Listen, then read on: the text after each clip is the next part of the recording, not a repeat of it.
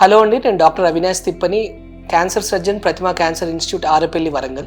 So చాలామంది అడుగుతుంటారు, sir habits లేకుండా క్యాన్సర్ రావచ్చా? ఎస్, ఏ హ్యాబిట్స్ లేకుండా కూడా క్యాన్సర్ వచ్చే ఆస్కారం ఉంటుంది. ఇది ఒక యుఎస్ డేటా, అంటే యుఎస్లో 2014లో చేసిన డేటా ప్రకారంగా 30-40% యుఎస్లో వచ్చే క్యాన్సర్కి ముఖ్యమైన కారణం ఒబేసిటీ, అంటే స్థూలకాయం.